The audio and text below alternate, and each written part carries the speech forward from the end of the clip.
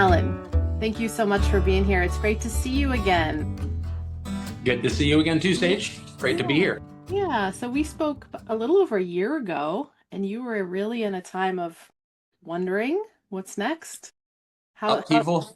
upheaval, all the questions that are so common in this life journey that we are on. And it's been great to see some of the new creativity that's emerging in you. So I'm just so excited to hear a little bit about the journey of how love has been moving in you, really this last year and a half. And you're free to go further past than that, but I imagine there's a lot to share. You know, I stepped out of work in many ways, primarily because I was dealing with a lot of grief issues. And Yeah. I, when you have enough people that are missing from your usual daily life that you would usually, when you have that time where you go, oh, I want to talk to somebody about this thing. And the person that you think of is half the time they're passed away. This was, a Swiss cheese effect is what I like to call it. Mm. It's like my life felt like every time I was looking for the cheese, it was in the hole. And the I whole, was missing that cheese. yeah. Um, and so that just caused a lot of, I needed a space to process. And when I started noticing, and this is maybe a little bit to the side, but I started noticing that I was putting up a barrier with myself and deepening friendships. Like I could get to a certain point where I'm like, okay, no closer because you might die on me. I wouldn't have been able to vocalize that then, but I think that was part of where I was just building up this anxious presence because it was like, I don't know if I'm ready for that type of depth of love and relationship. Um, so you mentioned some of the bits and pieces, the artwork that I've been sharing and music, and that's really been, a restarting place for me. It's when I was having a hard time finding those affirming things about life and love in our world around us, because many of the people I saw that in were missing. Um, I find that we have to go in ourselves to find that space again, because everywhere I was looking outside of myself was reminding me of the painful things. Mm-hmm. And so it was of art therapy and things like that. I enjoyed drawing. I enjoyed painting. It was a small part of my life, but I forgot how much it was something I really loved. Like as a kid, I could get sucked into painting, Mm-hmm. and I completely forgot about that. Mm-hmm. So it was interesting, especially this last year and a half, to realize how much I've just kind of put that on the shelf Yeah. because I was exploring things that I, saw as more important. Um, Now I would say that they go hand in hand. I think I was absenting my ministry of some of the good qualities that God put in me. Mm. Oh, I love that. I love that expression.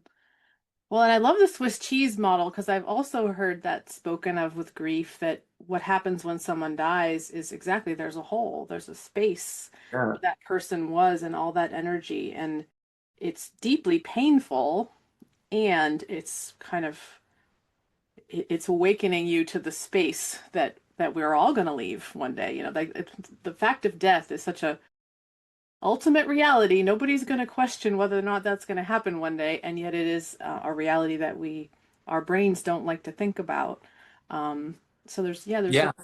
a space for holiness that then led you back to the space inside. Can you tell us a little bit about that process? I know it's probably Yeah. hard to articulate. It is, some of those deep things are just impossible to Yeah, articulate.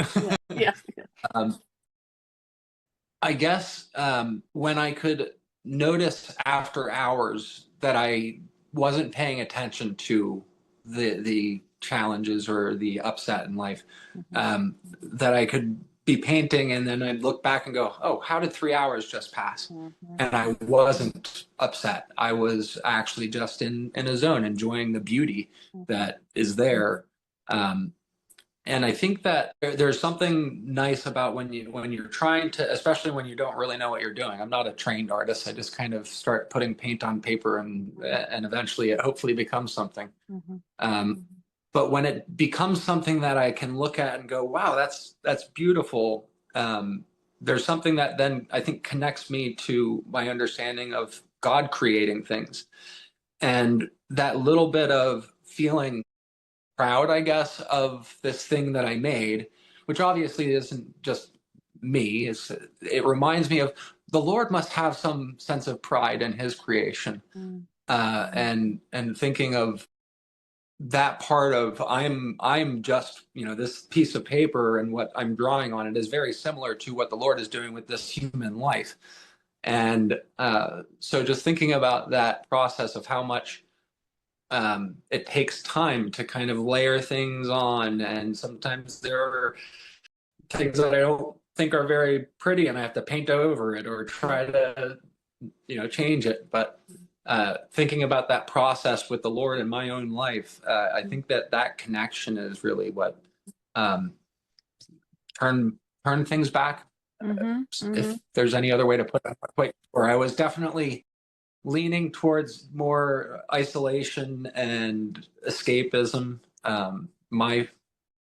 My type of fantasy when it comes to difficult things is run to the top of a mountain and just sit there by myself. I can meditate in peace. Mm-hmm. So to get out of that, escaping from the issues and actually finding, a little bit of beauty. Yeah, my therapist helped me a lot too. Yeah. Yeah. Well, I love your honesty about not wanting to love, you know, that in the grief, not wanting to make yourself vulnerable to that grief again relates so much to that wanting to be up on Mm, the mountain away. And yet the way you describe the painting process, I love that you share, you could be painting for 3 hours and not really feel time passing. And it almost, I don't know, listening to you yeah. almost feels like you discovered the activity within the emptiness, you know?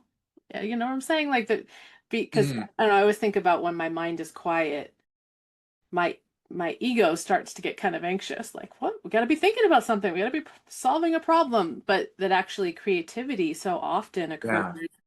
in the quiet when our minds kind of shut off a little bit and we're just in the flow of creativity. And it's a way I think about Mm, God. It's like it's emptiness, but it's full, sort of full of all this creative yeah. potential and all of this life. You've been discovering a lot of life there. And how does it feel connected to this call to ministry?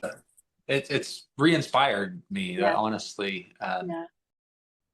I don't think I ever felt not called to ministry in this middle period, or this rebuilding, trying to figure things out again. There were definitely times where I questioned what exactly it meant within the context of organized religions and faiths and systems of faith. But that interior calling, no matter how much I just would want to at times just let it go, Mhm. it's something that just kept on pushing back into my life, whether it's a person that was in need that I, couldn't help but want to go help. Those things, in many ways, that you have an emptiness and then it gets filled in the same way that there's that space. I love the expression, all music comes out of silence. I don't know who said that first, but Yeah. such a beautiful idea of yep, this thing that is beautiful sound, it has to start from a place of silence. And the reason being, if you have multiple people singing or doing something together, having that first thing be at the same time, you have to hear each other, and that means silence. And so it's a cool idea to think about.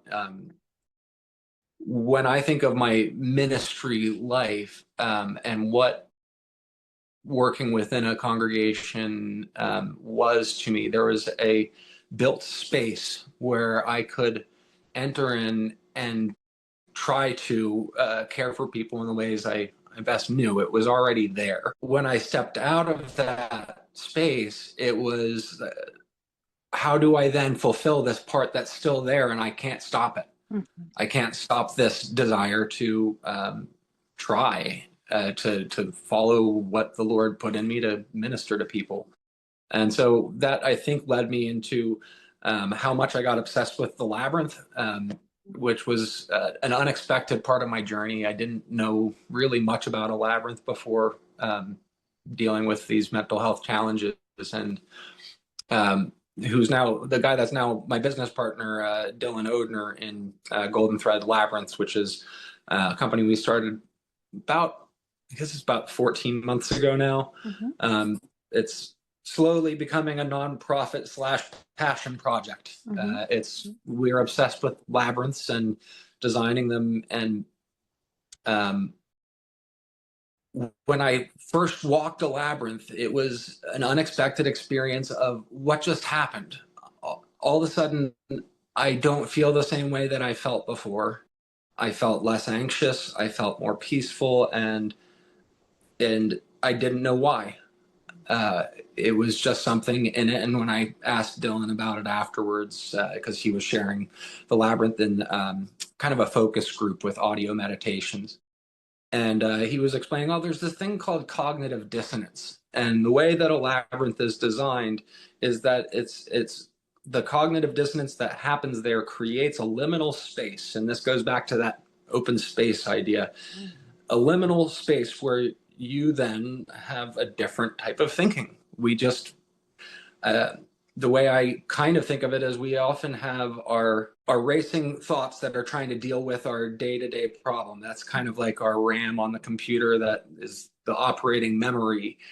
And when all of that's being used up to do our things, then we aren't necessarily stepping into that space of liminality where we're really connecting with deeper principles, with God, with what our own concepts of love and faith are.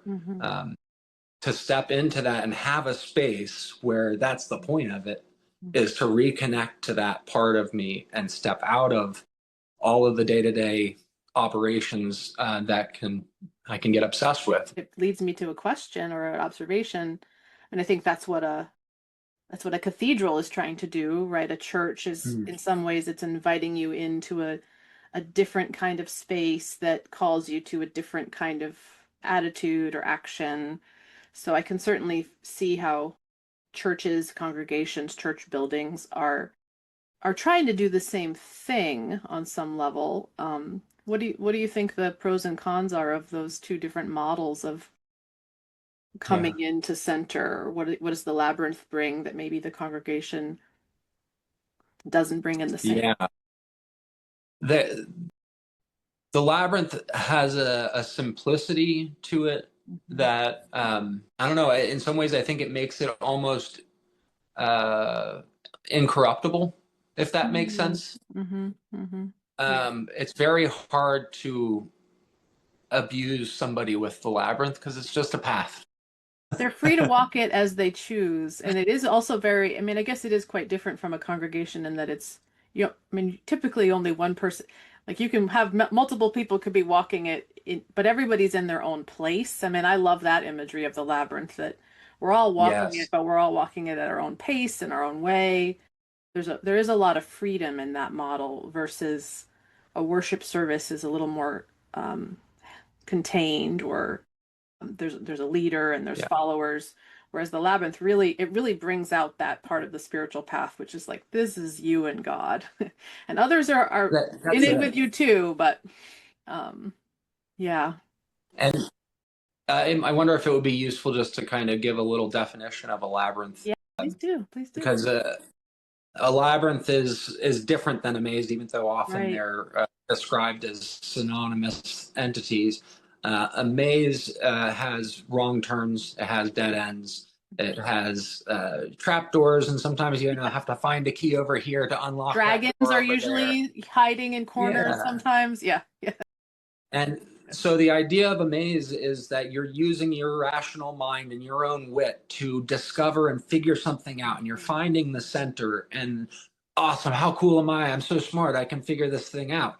And so it's finding the center of this object. And that's not a bad thing. It's a fun thing. But the labyrinth has no choices in that way. It has no wrong turns. There's no dead ends. It is a single meandering path that inevitably leads you to the center. Yeah. And it will use the whole space that's available for it. And I love that part of it too, because we are, I think, prone to finding shortcuts. And then once we find shortcuts, we will use them ad nauseum because it's easier. Mhm. Um, and so the labyrinth reminds me of there's purpose in taking your time in life and the journey of in relationships of just walking that path and not trying to skip over to what we think is the goal. Um, I love how in a labyrinth there are turns, but there's no wrong turns. Mhm. And so when I think of the path that I'm walking, every turn kind of represents a change in perspective that I have to have. That Mhm. I'm approaching a question, whether or a problem in my life, and if I think of the inner sanctum or the center of the labyrinth as that goal, that hope, that space of peace, whatever it is that I'm seeking. Grief is another thing. I use the labyrinth a lot for dealing with grief, and I've had some pretty powerful walks where I swear those people were with me walking. So it's like those kind of cool things that seem to happen. But so each turn though is that shift in perspective that will lead me to that actual goal, even though I don't necessarily know how I'm going to have to change over the course of time. But Mhm. it will tell me I'm going to need to change. Mhm. I'm going to have to learn where I'm wrong. Mhm. I'm going to have to, it's not necessarily a bad thing to be wrong. It's no, that led me this far. And then I got to this corner and this, okay, maybe I have to change something about my direction, my purpose, myself, how I behave or think. Turn's Uh, coming, whether we want it or not. The turn is ahead. I love that description. And I feel like that's so essential to the spiritual path and so hard for even us trained ministers to get sometimes that the mistake is a part of the journey, that you're not going to learn anything new unless you're willing to let go of what you thought was true. And I mean, we're yeah. we're ministers of the new church. This is about a whole new paradigm of life, and it can be so. I often get caught in that place of, yeah, I don't want to be wrong. Does that mean everything I thought was, and again, I think it actually requires grief because you have to sort of grieve Oh, the person absolutely. you were and the way you thought and honor it for what it was, but then really be willing to let it go. Yeah, I, I think we have a lot of life is like a series of coping mechanisms that we have to recognize that that's what they were. Yeah. Um, Yeah. uh, Yeah. and they worked for a while. And And they that worked for a good while. thing that we have those tools. Hmm. Um, I, I, Yeah. I think a lot about in dealing with my own grief, how much more on the edge emotionally I could get. Hmm. And especially in my relationship with my wife, how much we can trigger each other when we're both dealing with bad Hard things in stuff. life. Hmm. And yeah, that most of the times that we're triggered, we've discovered is because we have a built-in coping mechanism Hmm. for the ways that we've learned to deal with each other's shortcomings. And now those coping mechanisms are combating each other. There's all of these developments that we have to catch ourselves and then go, wait a second, neither of us want to be in this place of disagreement or dissonance. And yet here we are. Why are we here? It's not because I don't love you or you don't love me. Hmm. That's obviously untrue. Well, and I think the listening to you, I mean, it just sounds like the labyrinth is it's so descriptive of the truth of the spiritual path and Yeah. recognizing and honoring that it's sometimes hard to hold that truth and that the reality is I think a lot of our structures of church and congregationals sometimes they don't really there's not really a model for holding that perpetual change of Mm. life because No. For whatever reason, a lot of us come to church to feel comfortable and to feel safe and to do the things that are familiar. And I do Mm, see that as one of the major challenges that congregations need to grapple with is how to create room in a community for people to change, for relationships to change, and for ways of being to change. Because that's, I mean, that's the central point of the new church, right? Is the new church is coming into being because people are being regenerated. That means they're changing. yeah. It means they're growing. What has helped you to make room for change in your life in ministry? Uh, I think where it starts is when I recognize how much I wish others in my family in particular, that's where my mind goes, Hmm. brothers, sisters. I've moved around a lot over my adult life. You know, here I am at 43, haven't really lived around my siblings for 20 years. And Hmm. now I am again. And it's like, I know I've changed a lot, and how quickly I can be like, you guys don't notice this changes in me. You still think I'm acting blah blah blah. Yeah, yeah. And that's all well and good, and I can work through those issues on my own. But Hmm. when I get through them, I go, they've changed too. I need to have that space for them, and I think oftentimes when I think of this on a congregational level or preaching about that topic, that's often what I try to bring up is how much we often want other people to see the changes that have happened in us. Hmm. Because otherwise, it's like, why did I go through the trouble of changing if nobody notices? Hmm. Um, I was really working on that part about not swearing or not lying or whatever it was, and nobody even could tell. You know, Yeah. that would. Can we step in the other direction? Go when I notice that I'm feeling like I'm not being noticed. If I can see the change in others and notice it in them, Yeah. Yeah. um, that's I think the switch that church is really trying to help us with. Yeah. And that's something that I don't think the Labyrinth is as equipped in doing because it's more of that individual journey. Right. You do see other people when you're walking together, and you can see, Hmm. oh, they're facing a different direction or they're walking a different way. And Hmm. it can become an analogy for we're all in different places in life. And Hmm. but when you almost are forced to work together with, by choice, hopefully, Yeah. Yeah. on that growth, and you have a group that's trying to lift each other up, that's something that you can talk about and say, hey, let's talk about these things together. When we are feeling these things, Yeah. here are some ways we can react or respond in a different way than traditionally we've been, educated or Yeah. trained by our culture and communities, Yeah. or just the heredity that we come up with. That we carry. Carry. I loved Yeah. your contrast of the maze and the labyrinth. That feels really Mm. profound. It makes me almost want to build a maze and a labyrinth next to each other. And like, how do you feel after you've battled the maze? And because it's such a power, it's, I mean, it feels like the maze is the ego or the proprium. Like, I'm going to get through this and I'm going to figure it out and I'm going to do it. And it is fun. How many movies are there of the person battling the monsters? Like there's a part of us that likes to feel that satisfaction. And there's winners and there's Mm. losers in the maze. There's dead ends, and that's what the brain thinks is that this journey, I could fail, I could be lost, God will never see me again. And Mm. yet the labyrinth is this, we're all changing and there's no way to lose. There's no way to lose.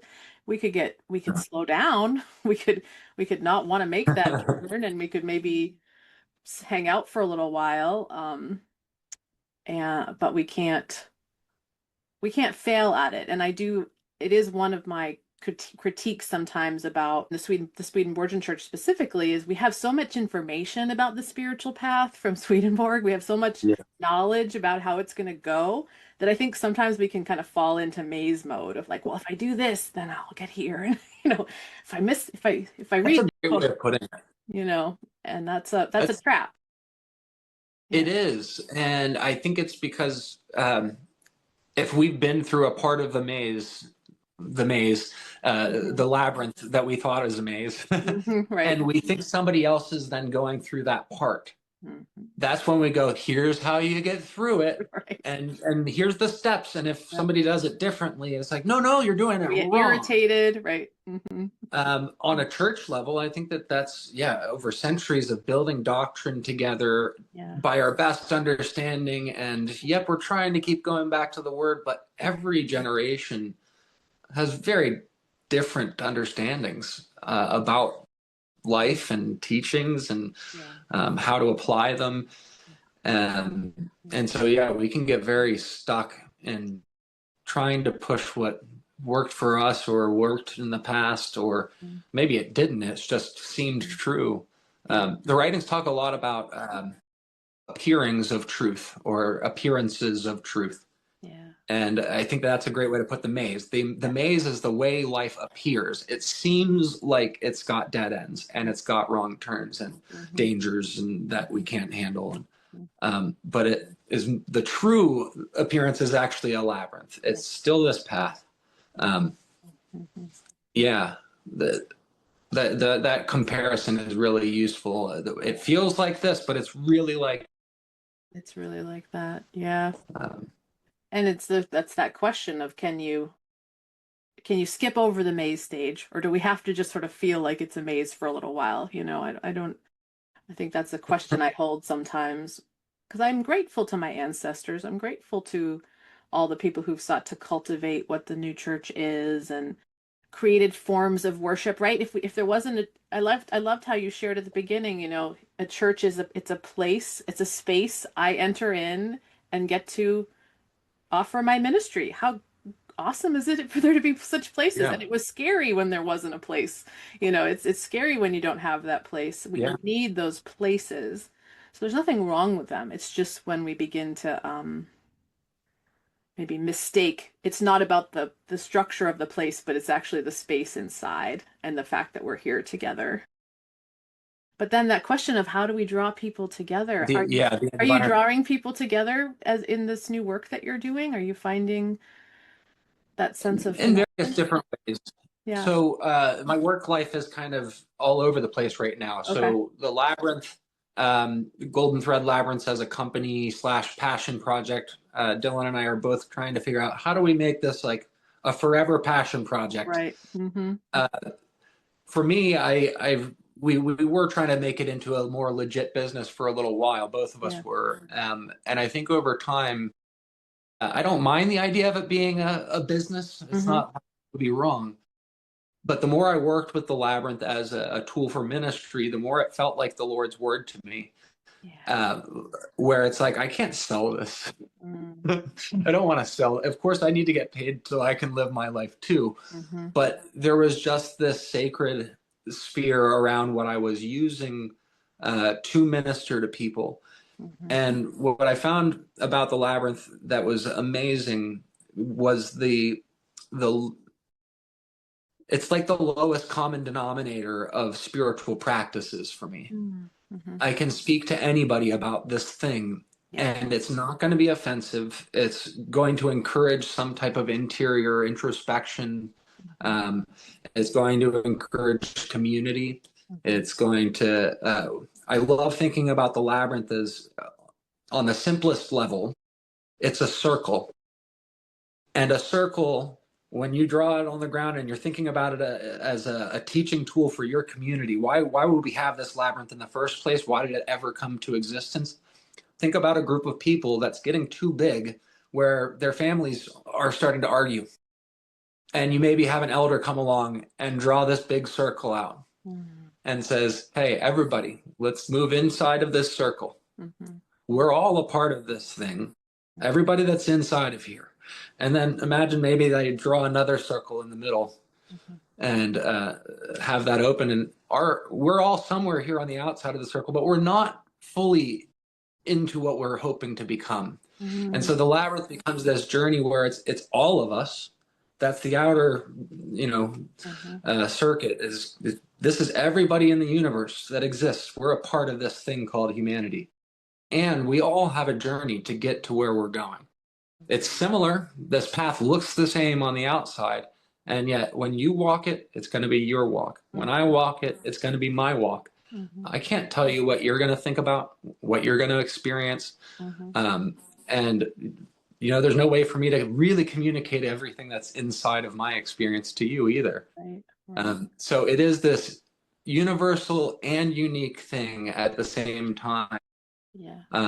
And so what I found is I don't have to start down the path of when I bring up that I'm new church, for instance, to a person that I'm meeting and trying to minister to that doesn't know.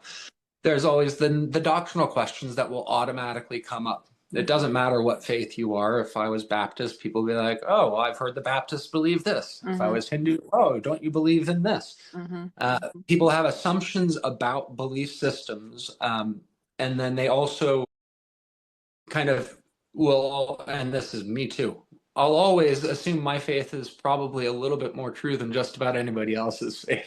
Right. Right. Right? Yeah. So the labyrinth feels like this place where it's like we can't actually argue over that. Mm-hmm. And yet it's still this journey that we're willing to take together. So there's something unspoken when you walk with others that are understanding that or coming to get it. It's just like, yeah, this is all of us. We don't have any words that say you're not a part of this. Yeah.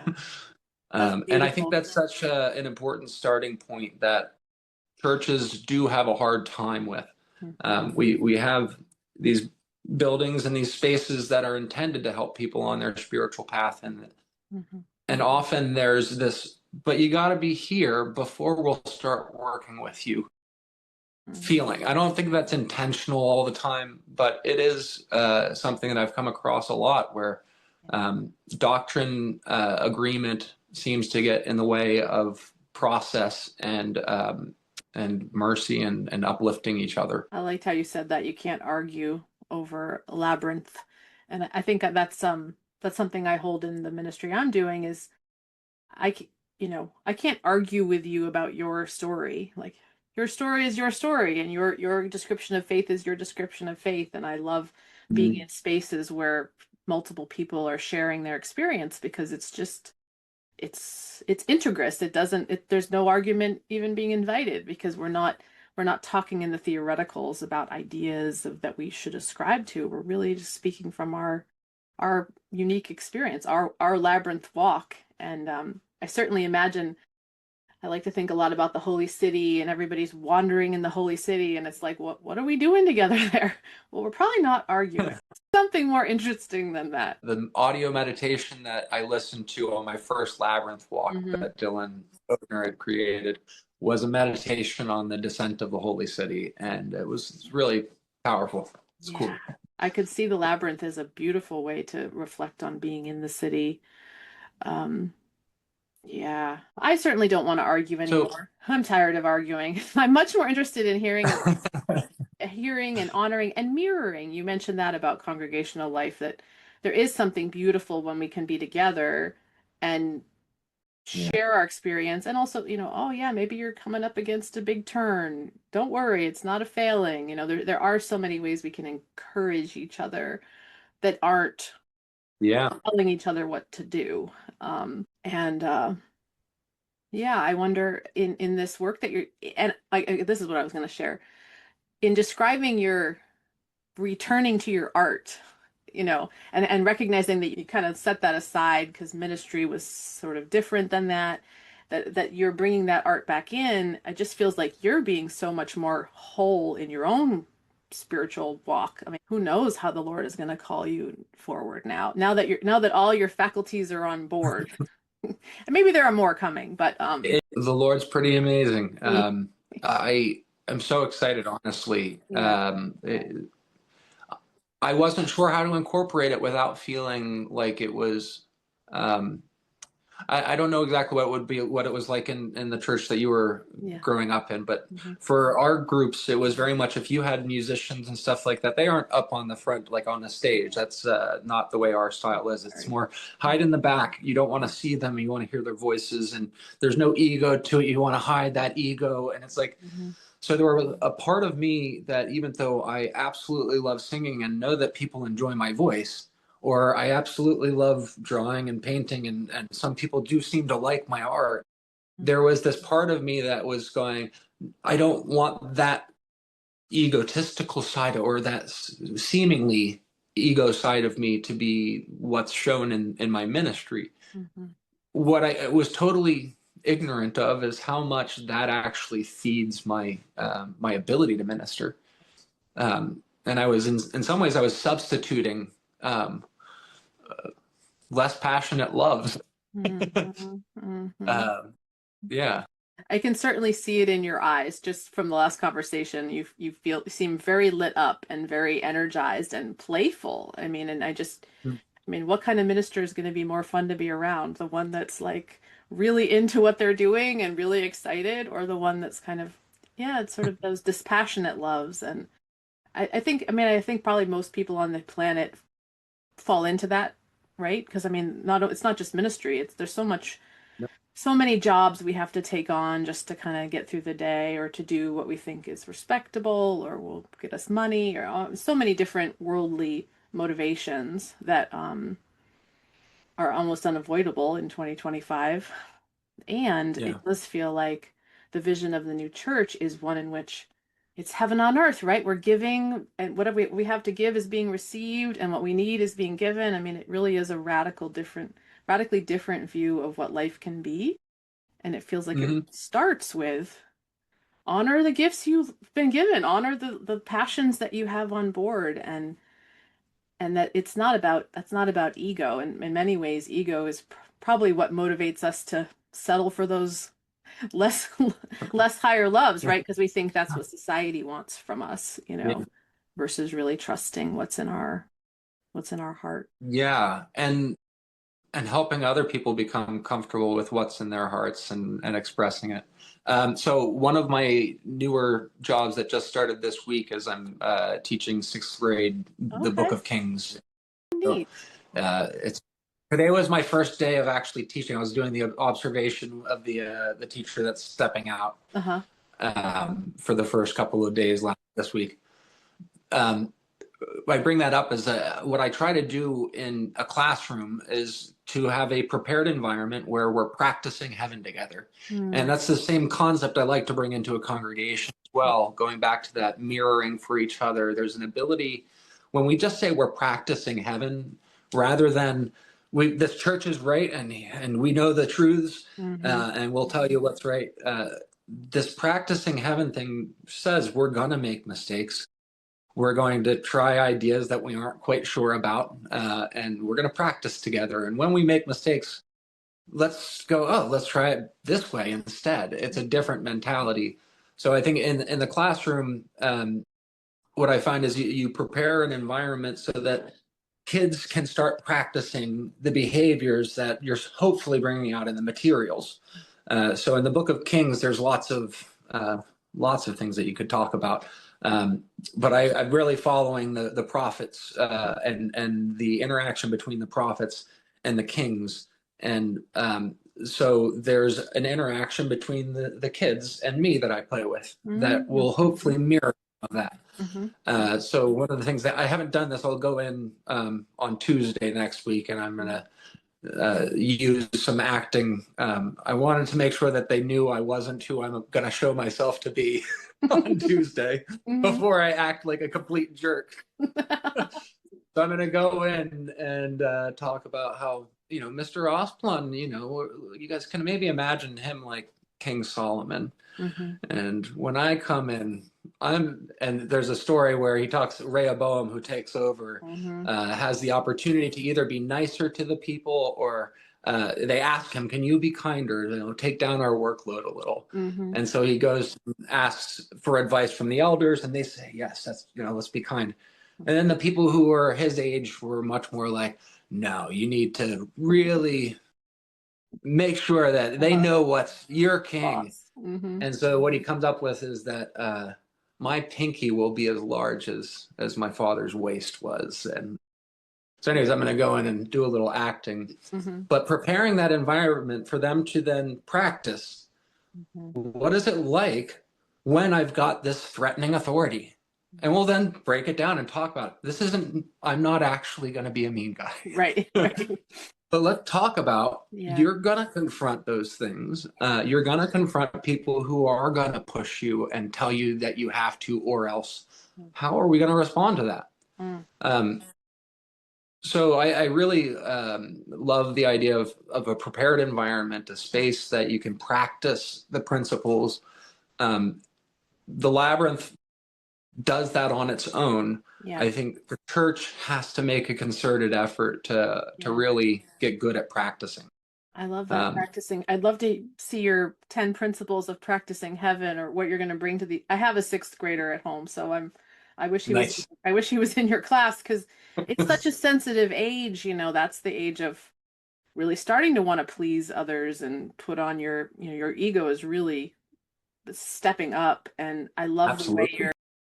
making room for them to think about things are going to go wrong. Like, all kinds of things are going to go wrong. People are going to be cruel. Like, I know both my children have this very strong, like, it shouldn't, they don't want it to be this way, right? But they have this kind of naive idea that it could always be great. It could always be fair. It could always be smooth. And I just keep wanting to say, I'm not sure what planet that is where it's ever going to be that way. You're going to have to accept that it's not going to go well. But then how do you respond when it isn't going well? I love that invitation. How do you show up when the king comes in and tells you what you don't want to hear? That feels like such a Yeah. question. And I think for churches, that's also a trap, because sometimes it's like we're all good, or we're all fine, or there can be kind of a false sense of we've got the truth, so everything's smooth, and it's like, obviously that's not true. All kinds of things are going to come up, but then how do we practice heaven in the process of it, is the question. I've had a few times where sharing aspects of my personal life in public ways, like in written documents, or Mm-hmm. something I'm sharing with the congregation about life. Do a little bit of personal sharing, and I've found that there are times when I share things with parishioners that they don't want to know about me. Yeah. And it's like, I'm completely comfortable talking about it because it was a part of my life. And yeah, it wasn't necessarily the best decision, or it wasn't necessarily something that you want to, but it's real. Mm-hmm.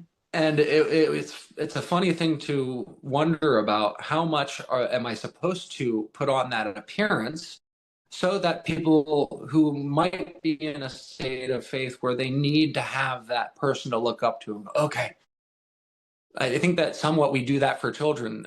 We try to put on a little bit better front than we actually know we are, in a school in particular. Mm-hmm. And then there's the reality of, we're all human. We're all making mistakes constantly. Yeah. But yeah, it's that funny thing, especially sixth grade. I've done fourth, fifth, and sixth, and then I was trained actually in secondary education. So I'm more used to the high school age in certain ways. But I love, in that little fourth to fifth to sixth grade, there's an awareness of others that happens, and how we interact.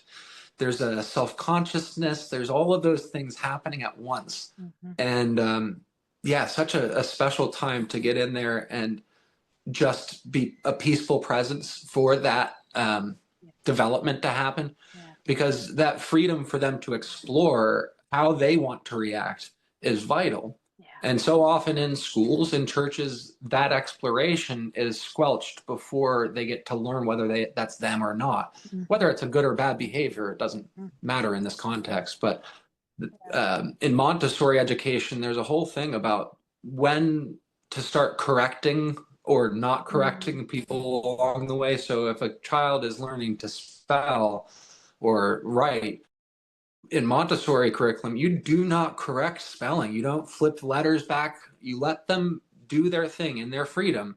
And then over time, they might notice, oh, my S looks different than everybody else's S. Mm-hmm. And then you'll notice, once they notice, that they'll switch it. But if you keep on going in there and fixing it and keep on tweaking, then they start wondering, am I doing it right?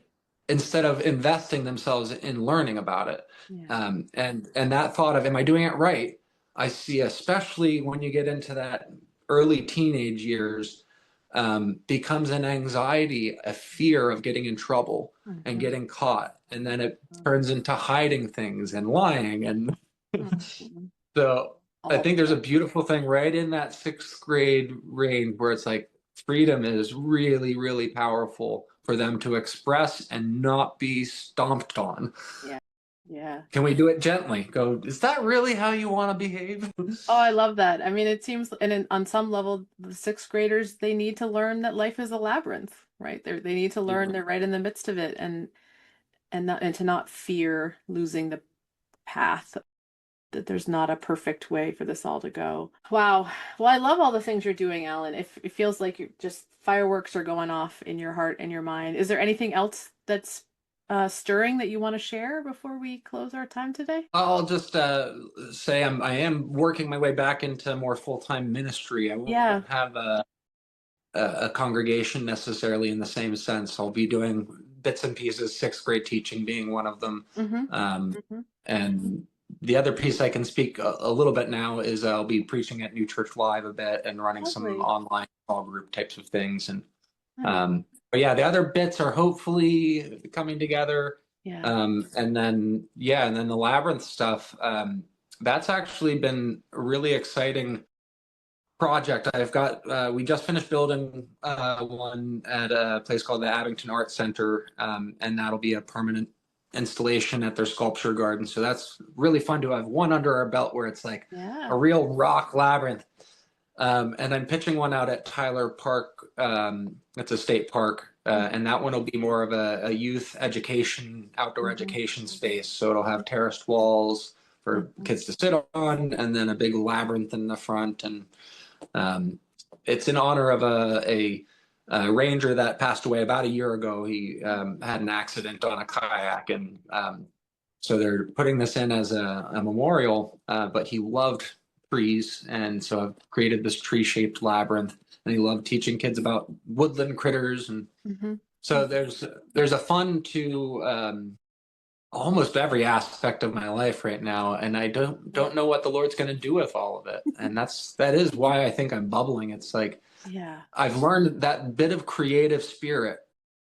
When I just do that first, all of the other stuff seems to work itself out. Mm-hmm. Mm-hmm. When I pay attention to those really good things, that I'm like, there's no way that my liking art is going to be an evil part of me. Yeah. I can do that and Yeah. feel pretty confident that this is a good thing between me and God. Yes.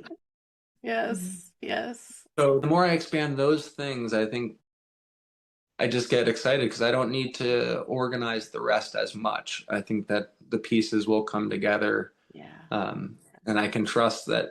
Just keep walking the labyrinth. Yeah. Um, I love it.